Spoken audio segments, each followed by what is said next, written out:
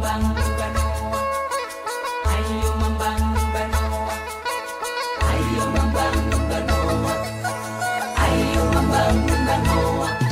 Dua orang ini salah satu dari beberapa orang yang mungkin bisa kita hadirkan untuk sharing terkait dengan bahwa anak-anak yang sifatnya fresh graduate atau dari bawah itu bisa berkarir. Ya, betul. Tapi tidak sekedar berkarir saja ya, dia pasti punya performa lebih. Ya kan gitu. Kembali lagi di CBI Podcast bersama saya Hendy Kusumatmaja. Kebetulan saya langsung aja, kebetulan di sini ada beberapa orang, dua orang di pimpinan salah satu atau dua kebun di tempat kita yang sengaja kami undang untuk sharing terkait dengan beberapa hal atau performanya dan rekam jejak karirnya. Nah, saat ini langsung aku perkenalkan langsung ya satu-satu ya. Di sebelah kanan saya ada Pak Jono Marianto. Beliau adalah salah satu estate manager di tempat kita. Begitu juga di sebelah kiri saya ada Pak Alberto Siombing. Siombing ya Pak Siombing ya? Halo, Oi. Alberto. Alberto Siombing. Beliau juga salah satu manajer estate di tempat kita. Mungkin ke Pak Jono dulu. Oke. Sedikit Pak Jono, kita perkenalan dulu. Ini kan orang-orang atau sobat-sobat CBI di luar sana ini belum tahu Pak Jono itu siapa ya. Tapi kalau orang-orang CBI pasti kayaknya pada kenal ya terkait dengan Pak Jono ya. Tapi sobat CBI di luar sana kayaknya belum kenal. Mungkin bisa memperkenalkan diri dulu dan mungkin sekalian juga Pak. Bapak itu dulu pertama kali masuk CBI. Oke. Itu seperti apa dan diceritakan sampai saat ini seperti apa Pak? Mungkin silakan Pak Jono. Oke, baik sobat CBI. Perkenalkan nama saya Jono Marianto. Oke. Awal pertama gabung dengan CBI saya di tahun 2006. 2006. Jadi sudah kurang lebih 19 tahun ya. 19 tahun beliau berkarir di sini. Iya. Terus sebagai apa itu Pak? Pertama saya masuk ikut kerja di CBI ini dulu sebagai karyawan biasa. Jadi karyawan biasa terus kemudian jadi mandor. Mandor apa Pak saat itu? Mulai dari awal mandor rawat, Mandor ya kan? rawat. Terus kemudian mandor biasa, mandor cemis, mandor panen. Yang semua yang ada di kebun pasti Iya, ya, betul. mandor di kebun. Mandor gitu. 1 dan terakhir alhamdulillah di tahun 2011 ikut program MT ya waktu itu, PKPP Angkatan Pertama. Wow. Angkatan ke-1. Angkatan pertama. Iya. Berarti beliau salah satu perintis MTCBI berarti ini ya. Oke. Oke. Oke. Kalau kami manggil dia Opung, Bang. Oh, Manggilnya Opung. Opung. Opung. Wah, Mbah. banyak MT berarti ya. Selanjutnya 2000 berapa tadi Pak? Sorry. 2011. 2011 berarti Bapak masuk 2005 tadi ya? 2006. 2011 ada kesempatan berkarir menjadi staff ya. Betul. Atau MT tadi. 2000 lolos tapi kan Pak? Langsung lolos nggak tuh? Atau nyogok. Lolos. Kali aja nyogok gitu. Lolos ya Pak ya, Lolos. langsung ya. Oh, memang Iya. memang orang hebat nih, orang pintar nih berarti memang. Lolos. Kemudian Kemudian penempatan pertama lulus di tahun 2012 ya. 2012 penempatan pertama itu di Estate Sulung waktu itu. Estate Sulung. Estate Sulung nanti banyak diceritakan nanti sama Pak Berto juga. Oh, ya gitu. kan? Janji rumahnya. Termasuk guru saya, Pak. Oh, gitu. Pernah saya. kami ya bareng-bareng di Sulung kan seperti itu. Kemudian tahun 2014 mendapat kesempatan untuk ke Regional 2. Mutasi aja atau ada Mutasi. promosi juga belum? Masih mutasi. Jadi 2014. asisten afdeling juga. Sampai kemarin tahun 2015 ya. Tahun 2015 alhamdulillah mendapatkan kesempatan studi 2015. 2015 ada kesempatan studi. Posisinya masih asisten ya? Posisi masih asisten. Masih asisten, ada peluang lah kita Iya. kata. Peluang yang dimanfaatkan Pak Jono untuk mengambil studi S1 ya? S1. S1 di salah satu universitas di Yogyakarta. Betul. Itu beasiswa Beasiswa lagi. dari corporate juga, dari CBI juga. Itu susah nggak sih masuk beasiswa kayak gitu? susah apanya artinya? Nah, itu dia.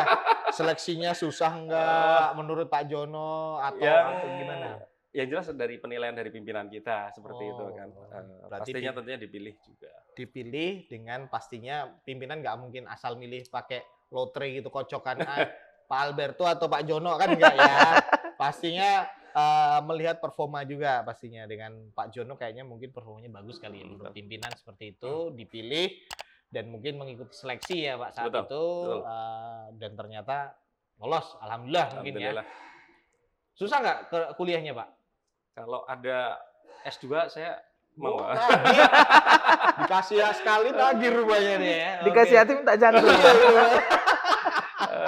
Jadi kuliah ya Pak ya. Singkat cerita berapa tahun Bapak dulu kuliah? Kuliah 3,5 tahun saja. Wih, kumlot lu Pak? Summa cum laude, IPK 4,0. Wih, 4,0 Pak. itu nggak nyogok itu enggak. Nyogok nggak itu kira-kira Pak Albert tuh? Kayaknya iya. Enggak, bukan maksudnya kita juga tuh pasti beliau ini orang hebat memang. Saya pernah ketemu dosennya di salah satu kampus tadi yang saya cerita tadi, itu memang Pak Jono ini terkenal. Bahkan saya pernah nanya, itu yang orang CBI yang IP-nya 4 itu satu-satunya Pak Jono. Jadi beliau salah satu yang dikenal di kampus tersebut. Jadi di alma mater pun kayaknya mungkin bisa jadi terkenal juga. Saya langsung ketemu rektornya, wakil rektornya juga saya jumpain. Jono terkenal katanya. Wih, hebat juga ini. Jangan-jangan apa suka main sama rektor kali ya. Jadi langsung yang 4 gitu. Oke. Ya, jadi lulus ya. Lulus 3,5 tahun. 3,5 tahun, kemudian Mau balik kan, 2019 balik lagi. Oh, tak kira nggak mau balik di Jogja aja katanya. Sebenarnya ada tawaran juga. Nah, kan. Soalnya ini ada cerita juga sebenarnya. Saya dapat bocoran dari dosen sana, kayak tawarin jadi dosen. Nggak mau katanya. Iya. Gajinya terlalu murah mungkin, Pak. Saya memilih kembali ke CBI untuk mendharma baktikan ilmu yang sudah didapat. Luar biasa. Ya kan? Iya. Di tahun 2019 saya kembali lagi ke CBI, balik lagi ke Regional 2. Balik ke Regional 2. Posisi waktu itu dipercaya masih sebagai asisten. Masih asisten. Tapi di tahun 2020 diberikan peluang ya dan kesempatan dipercaya oleh manajemen untuk naik jadi ASCAP. Wah, gitu. ASCAP ya. Selanjutnya di 2021 setahun doang berarti ya? Iya, setahun dipercaya untuk memegang estate sebagai estate manager sampai sekarang. Wow, cukup fast track ya di asisten, ASCAP-nya tadi, terus manajernya dia. Ini salah satunya juga melihat Sobat CBI performanya dia dan selama masa studi di beasiswa tadi ya kayaknya ya, manajemen juga melihat kayaknya Pak Jono ini punya potensi yang tinggi kan gitu untuk menduduki posisi yang lebih tinggi ya. Di situ ya Pak, dari 2020 Bapak dikasih challenge ya dari manajemen untuk menghandle salah satu kebun atau estate di tempat kita ya Pak. Iya, betul. Oke. Itulah sampai saat ini. Sampai saat ini, betul. Wow, oke, luar biasa. Jadi cukup cukup panjang juga, tapi ada di masa tertentu dia bisa cepet gitu. Ada fast track-nya juga. Oke, sekarang ke Pak Alberto kali.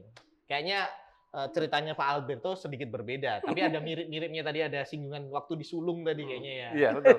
Nah, kalau Pak Alberto, mungkin sedikit perkenalan dulu. Pak Alberto itu siapa sih, nama lengkapnya siapa? Tadi aku salah nyebut kali namanya. Sama mungkin ceritakan semacam proses perjalanan karir Bapak.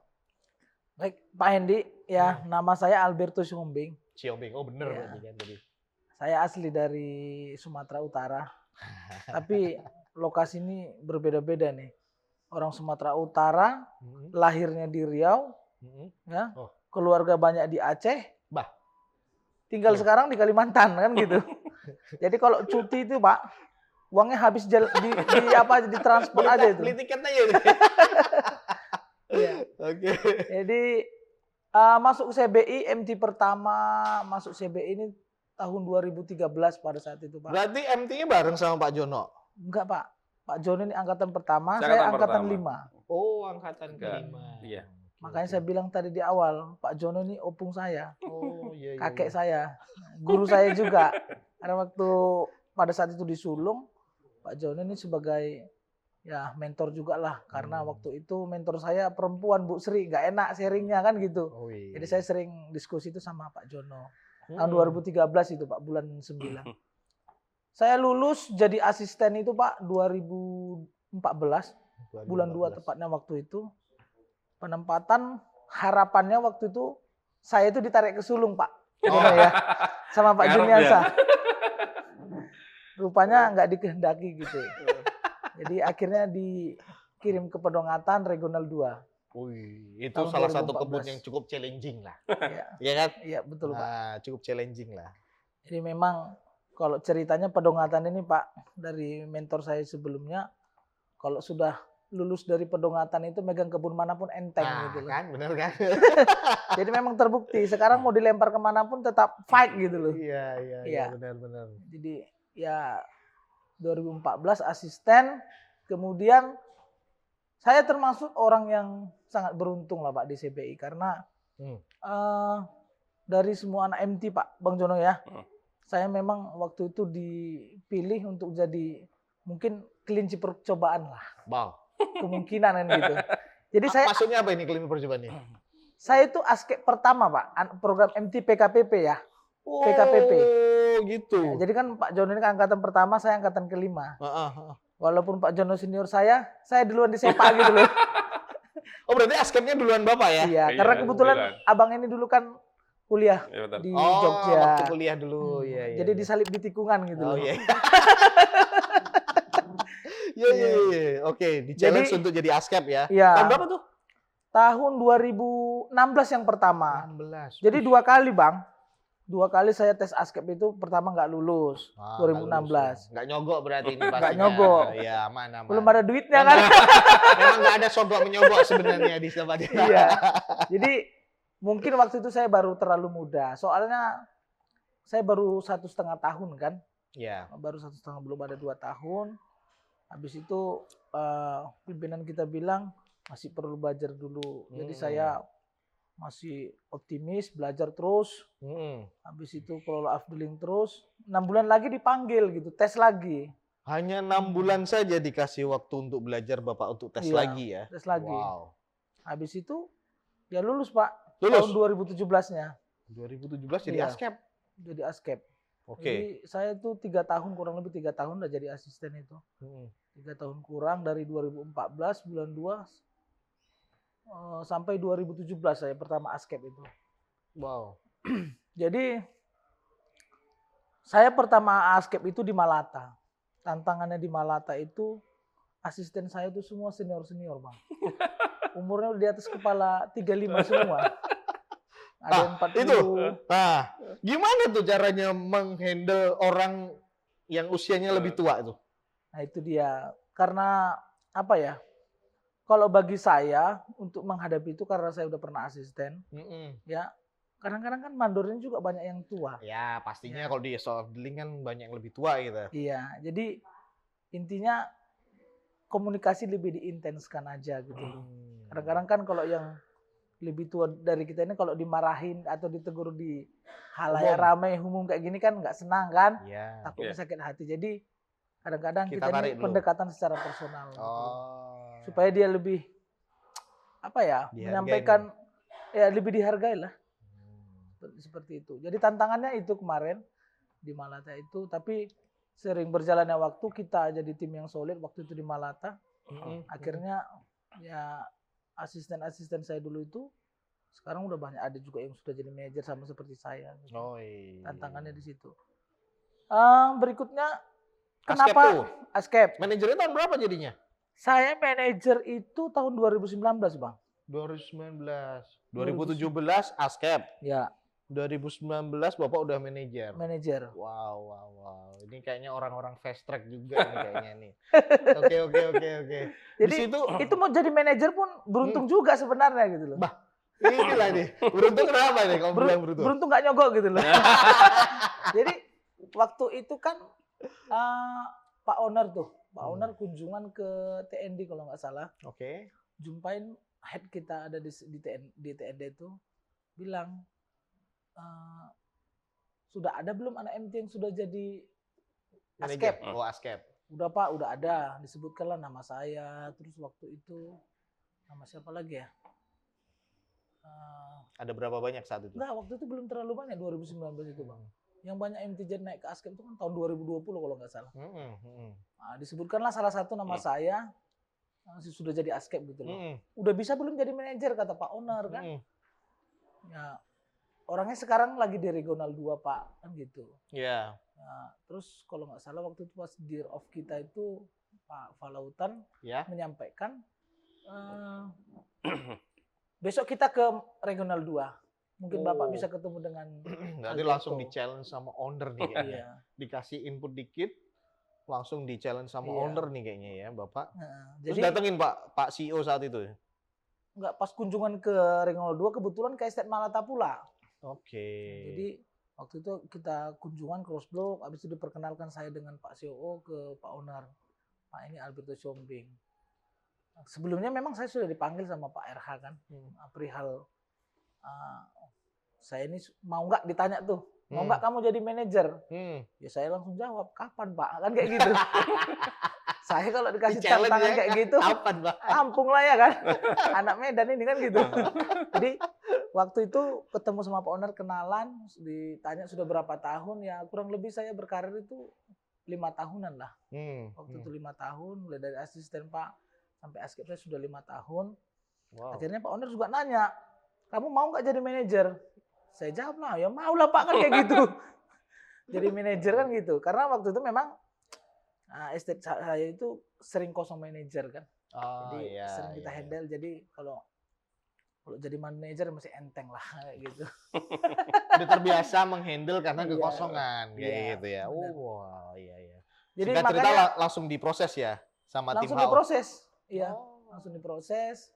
Ya itu saya bilang tadi, saya beruntung dan ada faktor beruntungannya lebih banyak gitu. Tapi saya yakin nggak semata-mata Bapak dengan seperti itu ada keberuntungan terus. Tapi ada pimpinan juga akan melihat juga performa Bapak pastinya. Nggak mungkin kan Alberto ini empty itu. Semua empty nanti masuk semua nih. Jadi tidak sekedar empty-nya ya, tapi lihat pencapaian-pencapaian dari Pak Alberto yang sudah dicapainya saat itu. Oke, dari kurang lebih tahun 2020 ya Pak untuk manajernya Bapak? Iya, 2020 jadi manajer. Jadi manajer. Berarti hampir sama ya, 2020 juga ya tadi ya? Saya 2021. 21. Duluan Pak Alberto. Kalau manajer pertama MT itu saya juga Pak. Di tikungan tadi ya? Diselip di tikungan tadi ya? Ditikung 3,5 tahun tadi. Iya. Jadi malah jadi duluan adik junior ini. Tapi kalau sama guru tetap hormat. Luar biasa. Jadi dua orang ini salah satu dari beberapa orang yang mungkin bisa kita hadirkan untuk sharing terkait dengan bahwa anak-anak yang sifatnya fresh graduate atau dari bawah itu bisa berkarir. Ya, tapi tidak sekedar berkarir saja ya, dia pasti punya performa lebih. Ya kan gitu. Nah, dari selama masa manajer Pak Jono atau Pak Alberto, ini pertanyaannya sama ini. Apa atau kendala apa yang membuat Bapak bisa lebih bagus lagi, atau bukan kendala ya, bagaimana kiatnya lah, bagaimana kiatnya selama jadi manajer biar performa Bapak tetap bisa bagus, karena sebelumnya karir Bapak kan termasuk fast track nih, curut gitu kan. Nah, gimana tipsnya Pak Jono dulu? Oke. Karena di kebun ini kita tidak semata-mata mengelola kebun ya. Lebih banyak kita mengelola ke sumber daya manusianya sebenarnya. Bagaimana? Berapa orang Pak di tempat Bapak saat ini? Di mana Bapak sekarang? Saya sekarang di Melata. Di Melata. Di Melata Estate ini berapa orang Pak? Di Melata ini terdiri dari 5 updeling, termasuk updeling yang besar. 3.800 hektar. Sekitar 600-an orang. 600-an iya, orang. Betul. Jadi memang sih mengelola SDM ini harus ada seninya gitu kan. Apalagi karyawan kita kan berasal dari bermacam-macam latar belakang, suku, pendidikan. Ya kan? Terus kemudian juga bermacam-macam watak. Itu yang seninya di situ sebenarnya gitu loh. di mana supaya kita ibarat gamelan lah ya. Wos. Satu instrumen itu kalau cuma Jadi diharmonikan. iya Wah, disatukan ngeri. ya Emang kalau- menjadi harmonisasi. Ini bukan apa ya, sorry ya. Bukan agak rasis ya. Memang Bapak ini agak Jawa sentris. Kalau ini Batak Sumatera- sentris. Batak sentris ini. Tapi bukan rasis ya, tapi kita lebih cerita Iya. kebiasaan-kebiasaan beliau untuk merangkul orangnya. Iya. Gitu ya. Betul, lebih betul, betul. Harmonisasi gamelan tadi Iya, kan gitu betul. kan. Jadi- Gamelan. Bisa menciptakan suatu gending yang Oh. alunannya indah kan seperti itu. Sama juga kita mengelola manusia ya namanya seperti itu. Jadi ada seninya lah di situ. Dan saya yakin setiap leader memiliki tipikal pola leadership yang sendiri yang masing-masing ya, yang nggak Oke. bisa disamakan dan juga tidak bisa dicontoh plek-ketiplek gitu kan. Sesuai dengan Jadi, masing-masing juga. Mengharmonikannya ini kan susah, Pak. Iya kan? Betul. Mengharmonikan gamelan tadi lah. Itu kan Bapak juga harus pinter-pinter lah. Oh, kalau orang Medan bilangnya pandai-pandai lah ya. Pandai. Pandai-pandai lah kalian untuk masuk ke setiap lini tadi, setiap karakter-karakter yang berbeda itu. Bapak manajer, ya kan? Betul. Susah nggak Pak itu masuk ke situ? Ya gampang-gampang susah. Selalu ada tantangan dalam Iya. apalagi di tempat yang baru ya, apalagi ya. Pastinya. Di tempat yang baru dengan yang pasti kita harus memahami watak orang per orang ya kan untuk merangkul mereka dan membawa mereka ke tujuan kan gitu Betul, kan. betul. Ya di situ sih Pak. Ya kita harus pandai-pandai Iya, untuk betul. mengharmonisasikan ini. Kalau di Pak Ardil tuh Pak, pertanyaan yang sama tadi. Hmm. Tipsnya gimana tuh untuk dengan latar belakang yang berbeda-beda tadi Bapak mengharmonisasikan tadi kalau bahasa kalimatnya gitu. Gimana itu Pak? Ya kalau saya sih karena Paksa dikit boleh ya? bukan Pak. Saya ini kan sudah lama di kebun Pak. Oke. Bapak saya itu planters juga di PTPN 5. Wah. Saya pun lahirnya di kebun. Oke. Tahun Pantesan 89 Riau tadi ya. iya, tahun 89 saya lahir itu di kebun sawit. Hmm. Jadi kalau menghadapi karyawan sawit, mandor sawit, Udah asisten biasa. sawit, udah makanan hari-hari gitu loh. Jadi beda memang budaya kebun yang dulu sama sekarang itu sangat berbeda. Kalau saya lihat ya, zaman bapak saya itu masih maki-maki mandor, ya kan. Kalau sekarang ya maaf, cakap kan gitu, di depan kamera nanti maki-maki orang diviralkan orang lagi. Nggak boleh udah. Nggak ya. boleh gitu loh. Jadi saya lebih kalau sekarang arahnya sudah mendidik mereka gimana sih biar pinter kan kayak gitu. Nah, itu juga. Kadang-kadang itu tadi yang saya bilang, karena ini saya yang masih muda gitu kan, selalu berhadapan sama yang tua-tua, saya selalu lakukan pendekatan secara personal. Oke. Kalau saya nggak bisa menegur dia mungkin di highlight ramai kan, datangin gitu loh. Datangin. Ke rumahnya atau ajak naik mobil jalan-jalan dulu keliling blok berdua kan mungkin dia lebih nerima gitu Iya. loh. Lebih dihargain mungkin ya. Jadi saya lebih pendekatan personal sih Pak. Personal. Iya, karena kan saya udah mengerti nih. Ini langkahnya asisten ini kalau saya ngomong ini pasti dia jawabnya ini. Ini nggak pas, makanya harus diajak lah ke suatu tempat yang bisa dia mungkin tenang dan terima saran dari kita gitu. Tantangan kami yang muda-muda itu ya begitu. Oh ya, itu ya. Jadi Bapak lebih ke personalnya ya. Kemudian gini, kalau saya kan lihat dari Bapak tadi kan fast track ya, termasuk yang fast track dari beberapa orang di CBI ini, termasuk MT-nya juga termasuk bagus. Nah, pencapaian-pencapaian apa ini? Nah, Pak Jon dulu kali ya. Pencapaian-pencapaian apa nih yang sudah Bapak dapatkan? Waduh. Nah, Banyak. ngeri ya. Pencapaian-pencapaian mungkin yang bisa diukur ya. Iya, Bisa pastinya. diukur dan yang pertama tahun 2022 mungkin ya, berawal dari situlah yang menjadi runner up KIC waktu itu. Tahun Inovasi 2020. ya. Betul. Ajang inovasi di Ajang internal inovasi. kita ya. Karya inovasi CBI. Waktu itu jadi runner up ya kan. Terus kemudian tahun kemarin, tahun 2023 itu juara corporate. Juara corporate. Juara corporate, betul. Wow. Sehingga tim kami mewakili CBI ya, mewakili perusahaan ke TKPM ke Yogyakarta. TKMPN maksudnya. TKMPN, betul. Ya. Temu karya, Mutu dan produktivitas di Jogja, nasional. betul. Dapat Gold Award waktu itu. Ya kan. Terus tahun kemarin 2024 ya. Ya. Tembus corporate, Corporate. tapi masih runner up. Runner up lagi. Itu dari QCC ya, dari Ya, QCC, QCC. dari inovasi. Terus kemudian kalau dari pencapaian-pencapaian tahun lalu tahun lalu ya 2023 dulu Iya. itu best productivity. Wow. Yield per hektar itu 33 di Mungkin Sumedang. kalau orang yang planter pasti tahu ya 33 yield-nya. 33. Wow. Terus kemudian tahun 2024 kemarin terakhir di kick off annual budget ya di CBI yang baru saja kita laksanakan kemarin mendapatkan 2 award. Yang pertama adalah best condition estate, yang satu lagi yang cukup membanggakan best of the best estate. Wow. Se-corporate. Itu semua tak lepas dari dukungan manajemen ya kan. Ya, Kemudian pastinya. juga kerjasama tim yang luar biasa solid sehingga ya hasilnya seperti ini. Wow. Banyak juga ya Bapak ya. Beberapa Luar Pak. biasa.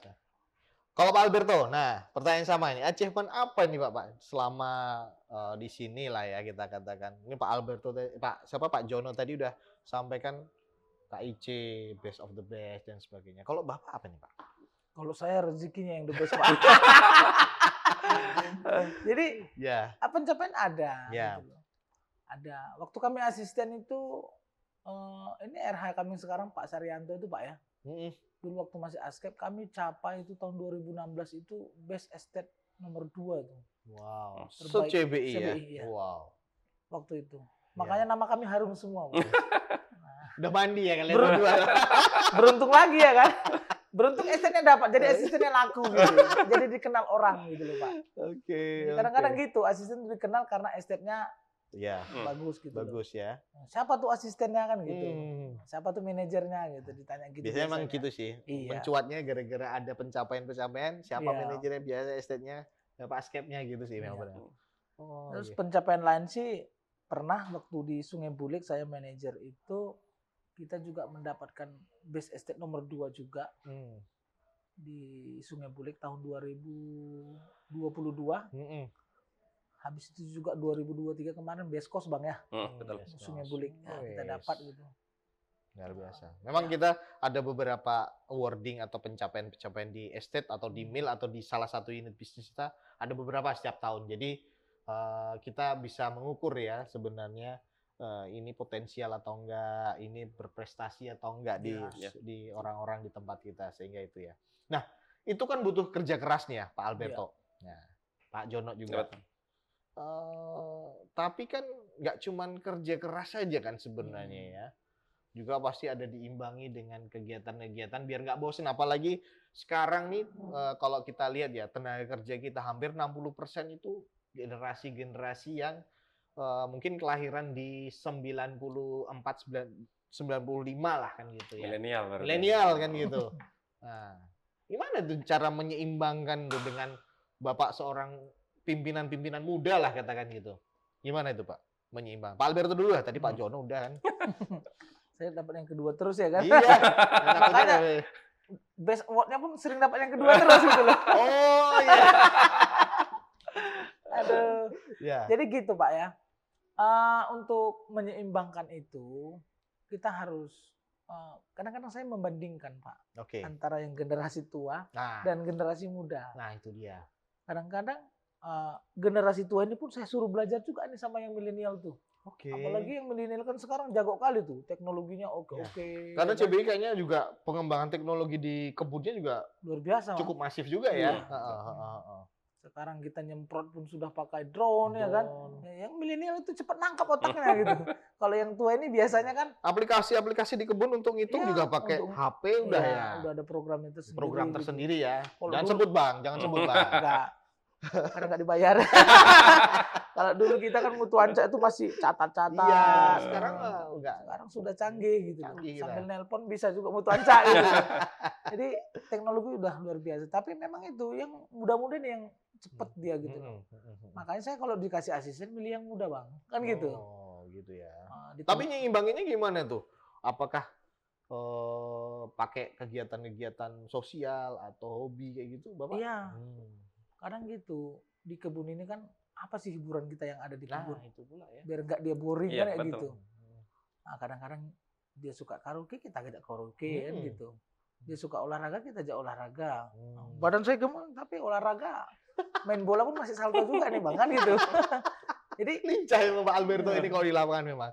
Jangan melihat badannya ya. Posturnya memang agak berbeda ya, agak sedikit melebar lah ya. Tapi secara kelincahan cukup lincah memang. saya pernah- itu bang, Nah. tahun lalu kan masih di Pangkoh Regional 3 tuh. Hmm. Kami turnamen di Papua Selatan. Top skor saya bang, Nah, 11 gol. makanya jangan melihat badannya ya, tapi kelincahannya cukup luar Karena biasa. nunggu di Bapak. depan gawang terus. Itu tadi makanya saya bilang, saya suka asisten-asisten yang muda-muda. Jadi Umpan terus. jadi kalau turnamen, kita tinggal nunggu di depan, diumpani terus kan? Tinggal sepak lah kan kayak gitu. Itu bagian dari strategi lah. Oh iya, siap. Jadi Oke. tapi memang ya saya harus kembali ke diri saya juga waktu saya asisten. Teman-teman saya yang lain kan sudah pada berumur juga kan. Saya belajar dari situ bang. Oke. Melihat teman saya, nah saya cocokkanlah nih asisten senior begini cara mengelolanya, yang milenial begini caranya gitu loh. Kadang-kadang kan yang generasi Z sekarang Gen Z katanya mudah kali merajuk. Iya. Marah sedikit kita tuh, Iya. oh langsung diupdate status, matanya nangis gitu loh ya kan. Pakai status emot-emot nangis gitu ya. Aduh. Ya, kadang harus kita bujuk-bujuk juga ya, begitulah. Oke, Harus siap. pinter-pinter lah gitu. Pandai-pandai. Kalau Pak Jono nih, Pak Jono tadi yang sama juga sih. Itu kan Bapak kan udah pencapaiannya luar biasa, tapi kan juga pasti diimbangi kan Iya. dengan yang sifat-sifatnya sama kayak itu. Kalau di Bapak lalui untuk memimpin di salah satu estate atau di estate yang Bapak lalui, gimana Pak? Iya. Strateginya? Karyawan kita memang benar apa yang disampaikan Pak Birto tadi ya. Ada yang karyawan old, karyawan tua ya kan, ada yang karyawan generasi milenial, generasi Gen Z juga gitu kan. Memang ini seperti ada apa ya? Ada perbedaan culture budaya yang memang benar-benar kerasa ya. Yang generasi tua ini kan kalau karyawan kita kebanyakan adalah pemanen gitu kan. Oke. Ada pemanen.